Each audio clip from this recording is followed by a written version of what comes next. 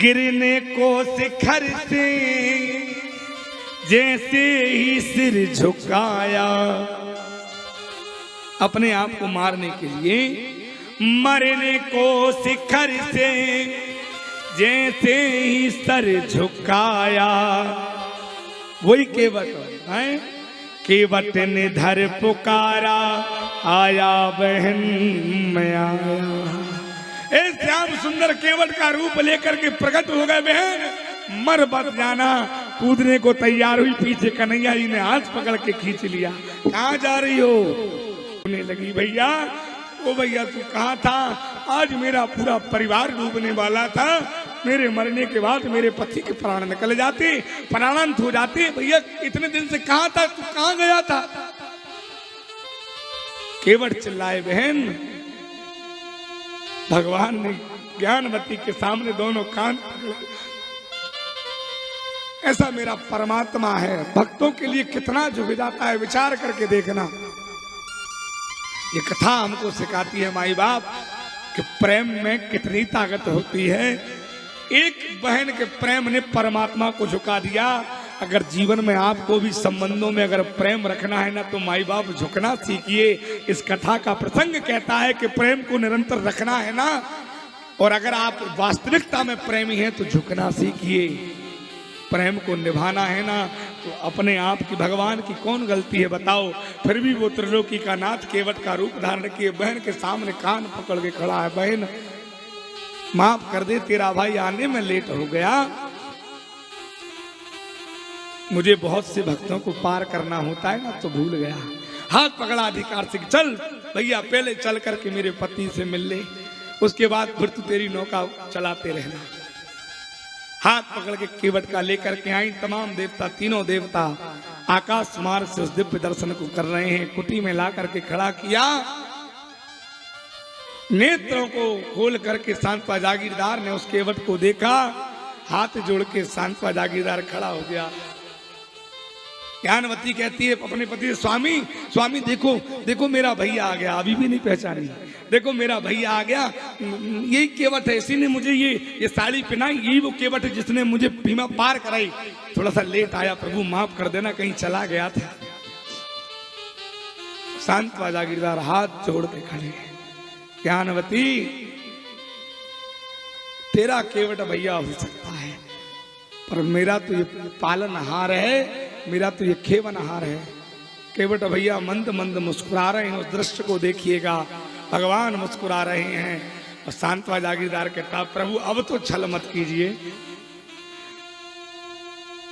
हे मुरलीधर छलिया तुमको हम अपना दिल भी दे बैठे। अब तो छलना बंद करो।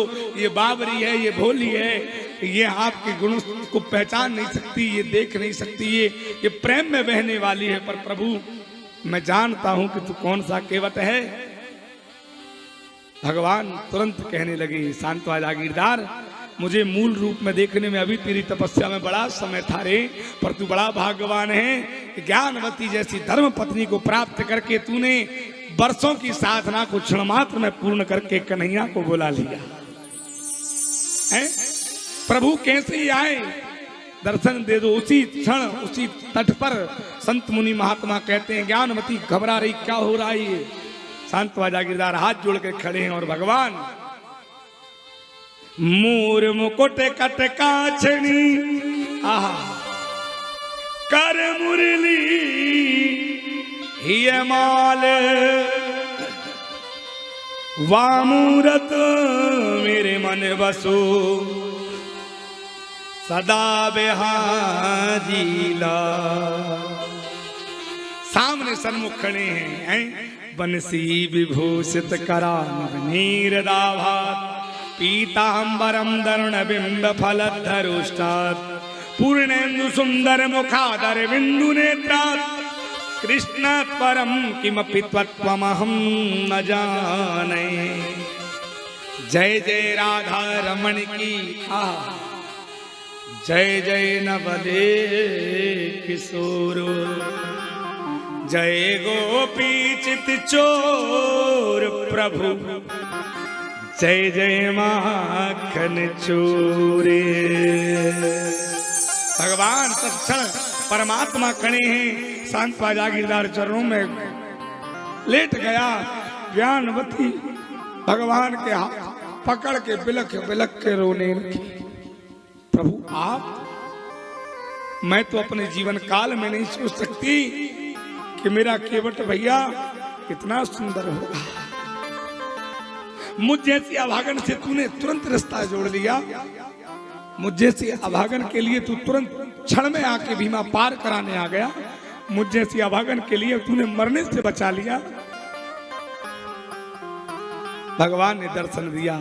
आज उस दिव्य स्वरूप के दर्शन को देने के लिए भगवान के अंश से भगवान नारायण के प्रारूप को तीनों देवताओं ने देखा। तीनों देवताओं ने तुरंत पुष्पों की वर्षा की। आज हैं धन्य धन्य ध्वनि मंगल मूला, नव सुराही सुर बरसहि फूला। श्री राम जय राम जय जय राम, श्री राम जय राम जय जय राम। श्री राम जय राम जय जय राम। श्री राम जय राम जय जय राम। श्री राम जय राम जय जय राम, श्री राम जय राम जय जय राम। तीनों देवताओं ने आज पुष्प वर्षा करी। ज्ञानवती शांत जागीरदान ने दिव्य दर्शन किया। उसी क्षण भगवान भोलेनाथ, भगवान ब्रह्मा जी, भगवान श्री हरि ने अवतार लिया। तुरंत प्रकट हुए। अवतार तो बहुत पहले ले चुके थे। देखिए मांस की जिब्या है, कभी कभी बहक जाती है भाव के कारण। हैं अवतार नहीं, भगवान प्रकट हुए। तीनों देवताओं ने आकर के त्रिगुणात्मक स्वरूप में भीमा नदी के तट पर ज्ञानवती शांतवा जागीरदार को आशीर्वाद दिया।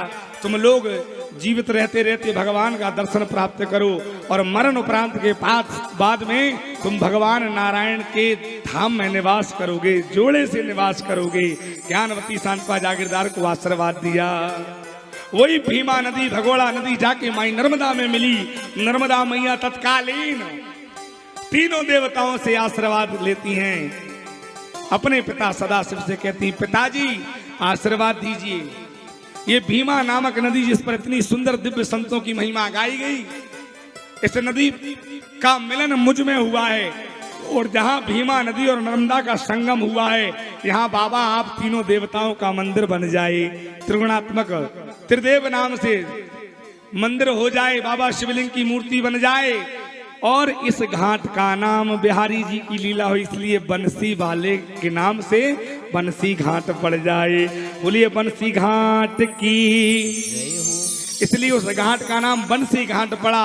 आज तीनों देवताओं के दिव्य दर्शन किए मैया नर्मदा ने, बाबा ने आशीर्वाद दिया है।